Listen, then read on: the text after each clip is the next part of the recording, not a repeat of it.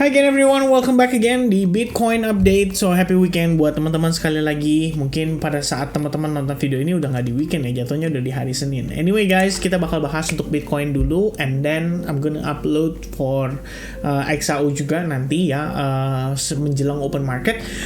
So kita bakal fokus dulu concern ke Bitcoin. Kita bakal bahas dari time frame weekly, daily, dan juga ke hourly. Ada beberapa poin yang saya pengen inform ke teman-teman, pengen ingetin lagi, pengen remind lagi supaya teman-teman tetap stay safe, buat terutama yang lagi nanti ya begitu masuk sesi Asia. Mudah-mudahan teman-teman bisa nonton video ini dulu before you start your day with a trade or maybe two trade or even more. Ya udah, kita langsung lanjut ya teman-teman ya, starting dari weekly dulu ya. Jadi once again teman-teman sekalian, weekly di Bitcoin ini ada upaya ya yang cukup baik untuk para buyers tuh mempertahankan support level yang terbentuk di kisaran $25.200 ya, 25.200 untuk time frame weekly. Sementara untuk closingnya kita berusaha untuk bisa balik di atas simple moving average 200. Nah, kabar baiknya, ini kalau menurut pandangan saya ya, kita ngelihat dulu bagaimana progres saat ini. Itu sebenarnya, ini cenderungnya kan bullish ya. Kita bisa lihat mana yang lebih impulsif lah, setidaknya untuk pergerakan saat ini yang deket-deket gitu. Dan proses yang terjadi sepanjang beberapa minggu terakhir itu cenderung konsolidasi. Jadi, ini sebenarnya masih ada hubungannya dengan pembahasan saya di video Bitcoin sebelumnya ya. Perhatikan baik-baik, setiap kali Bitcoin setelah melakukan rally, dia akan mengalami fase konsolidasi, dan setelah konsolidasi akan ada satu big move yang bisa terjadi, dan big movement itu bakal membawa Bitcoin tuh sekali ngehajar ya, bisa langsung break terhadap beberapa key levelnya. So for example, kita lihat di sini ya, ini adalah konsolidasi. Ya, konsolidasi sebelum big move. After big move, once again we have the consolidation phase. Baru kemudian big move. After big move, kita punya 3 minggu konsolidasi. And then bam ya, another big move sebelum akhirnya reject terjadi. Dan semenjak itu Bitcoin cuman turun perlahan, korektif ya, atau koreksi terhadap penguatan yang terjadi sebelumnya. Jadi kalau misalnya dikatakan apakah Bitcoin di dump, sebenarnya saya nggak akan bilang demikian.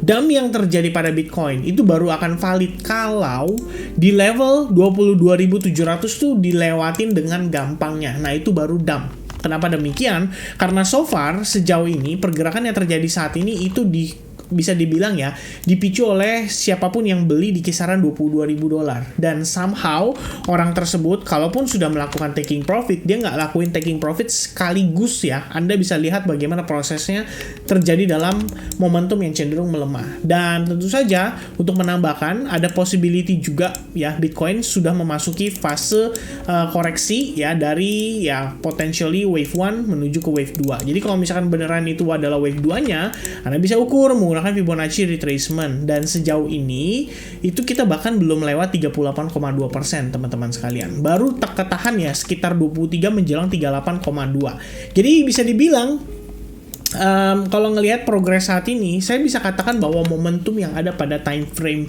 weekly menunjukkan bahwa buyersnya itu masih kuat. Ya, karena kalau misalkan buyersnya lemah, retracement itu bisa 50%, bahkan lebih dari 50%. Jadi kalau misalnya teman-teman nih suatu saat lagi trading, terus kalian ngelihat bahwa harga tuh mengalami retracement sampai 60% atau bahkan 70%, itu berarti mengindikasikan bahwa impulsif tren sebelumnya itu udah cenderung melemah ya. Pertimbangannya seperti itu. Kenapa? Karena kalau misalkan trennya kuat ya, harusnya kenceng naiknya. Dia nggak akan retrace banyak-banyak, mentok-mentok 38%, 20% kalau dari Fibonacci, habis itu dia langsung nanjak lagi. Oke? So untuk time frame weekly, kabar baiknya itu sih kalau menurut saya adalah gimana kita ngelihat Bitcoin bisa mempertahankan simple moving average 200, itu bakal menjadi clue untuk next move-nya di Bitcoin. So, di time frame daily-nya ya sebenarnya kita udah ngelihat ada pelemahan momentum ya. Proses yang terjadi, kita bisa lihat ada strong green bar ya sebanyak 2 hari, lalu di hari Sabtu itu sudah mengalami satu buah candle pelemahan. Kalau Anda lihat dari segi volumenya, semuanya mendukung ya. Volume saat nge-push, volume saat second push-nya, dan volume saat yang di hari Sabtu, Anda bisa lihat perbandingannya itu sangat jauh. Tapi memang sekali lagi kita bisa bilang bahwa weekend itu memang adalah waktu di mana market itu bergerak dengan volume yang sangat rendah, dan itu sangat bisa dimengerti, sangat sangat bisa diwajari karena institusi, corporate, big investors atau company-company besar atau maybe bank juga itu pada tutup. Ya, nggak banyak aktivitas yang terjadi di akhir pekan. Nah, sekarang teman-teman, yang perlu di-note juga adalah kita sudah memasuki ke minggu-minggu terakhir daripada kuartal 2 ya di bulan Juni. Jadi biasanya bukan pergerakan lah, kalau kita bisa bilang semingguan ini biasanya tuh kecenderungan sibuk. Cuman besok di hari Senin itu United States ada libur ya, Juneteenth. Di sini saya kurang tahu holiday-nya untuk apa, tapi yang pasti berarti di sepanjang sesi New York itu kemungkinan volatilitas pasarnya akan sedikit berkurang.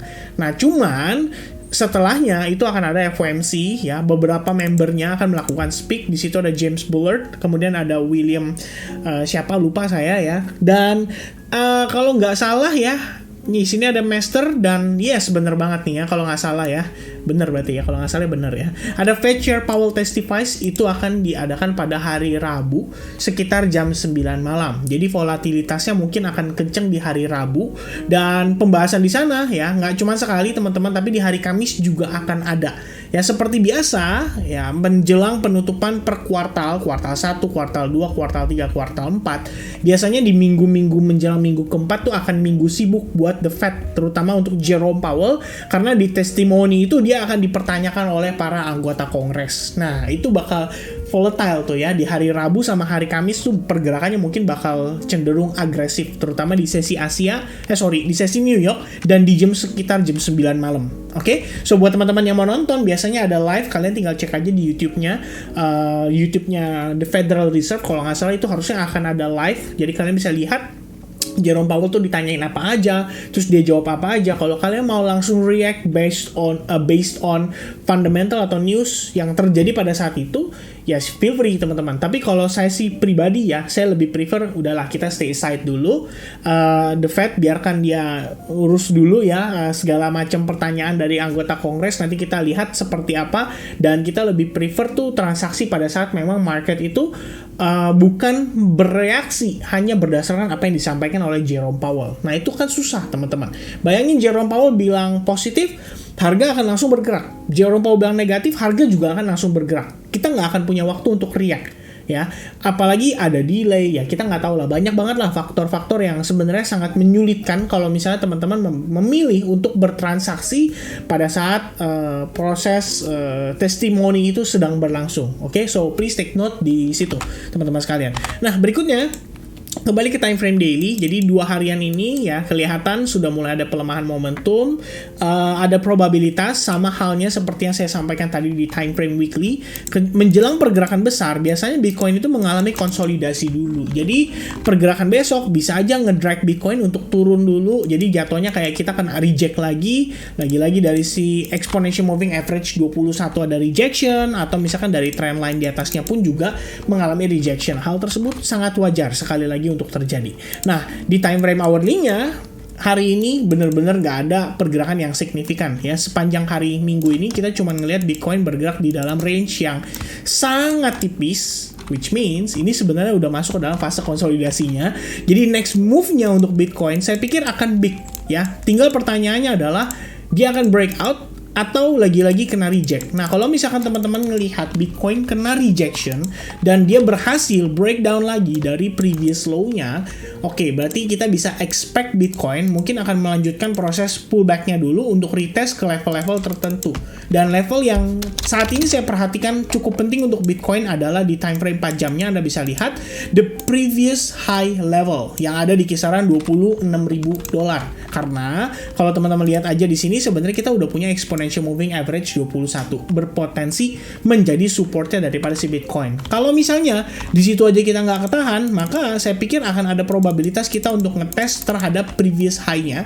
Dan kalau misalkan previous high-nya juga dilewatin, dibablas gitu aja, teman-teman mungkin boleh coba untuk perhatikan ya, begitu dia menyentuh kisaran 25 ribuan, di mana di situ adalah level demand-nya kita. Nah, itu mungkin bisa dipertimbangkan untuk mencari alternatif entry point ya. Kita coba lihat apakah dari level tersebut, Bitcoin kembali mendapatkan reaction. Nah, dari sana teman-teman sekalian mungkin bisa mempertimbangkan untuk manfaatkan kalau misalkan Anda melihat ada semacam reversal pattern atau Anda melihat semacam rejection candle yang sangat powerful atau signifikan, yaitu mungkin bisa menjadi pertimbangan kita untuk masuk kembali pada long position. Karena berarti ada possibility proses tersebut adalah proses untuk potensi higher low-nya dia ya. Jadi jatuhnya adalah kalau kita lihat di sini lower high possible masih untuk lower high, tapi kan kita ngelihat ya secara trendline setidaknya dia sudah berhasil break. Secara falling wedge yang terdekatnya di sini kita udah berhasil break juga. Tinggal yang majority-nya aja. Yang majority itu yang di sini teman-teman, ada 1, ada 2, ada 3 ya. Ini belum dites ya level tersebut. Jadi very likely saya akan melihat maksudnya saya melihat Bitcoin kalaupun dia mengalami pullback, itu prosesnya adalah untuk retest terhadap lower high-nya yang berikutnya, yaitu yang di trendline yang tadi saya sempat mention ya, yang lebih majornya. Oke, selebihnya untuk yang di time frame lebih kecil, Anda bisa lihat proses retest itu jika terjadi sangatlah wajar. Jadi bisa aja skenario-nya lebih kurang seperti ini teman-teman sekalian ya. Jadi another pullback untuk dia rebound lagi. Kalau misalnya pullback-nya agresif, dan itu artinya market belum ready untuk nge-push lagi. Ya, satu lagi yang saya pengen note adalah Anda lihat secara keseluruhan ini adalah one big move ya dari Bitcoin. Jadi proses yang terjadi saat ini adalah bagian dari koreksinya.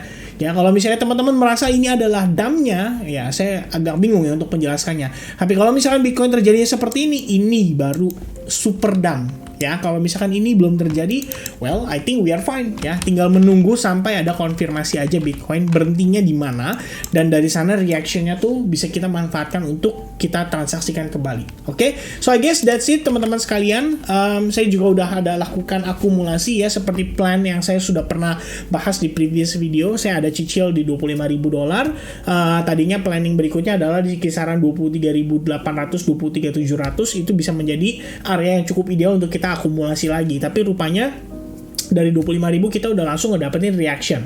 After this reaction, kalau misalkan harganya breakout dan lebih impulsif lagi nanjaknya, mungkin saya akan coba untuk tambah lagi ya. Jadi kita ngelakuin average, tapi untuk average belinya ketika udah di atas tentu saja lebih kecil dibandingin waktu kita beli di 25.000 atau bahkan di 19.000. Oke, so I think that's it everybody. God bless buat teman-teman semua. Semoga informasi yang saya berikan di video Bitcoin ini bisa bermanfaat buat teman-teman. So I'll see you guys again in the next update. God bless and have a nice day guys. Cheers. Bye bye.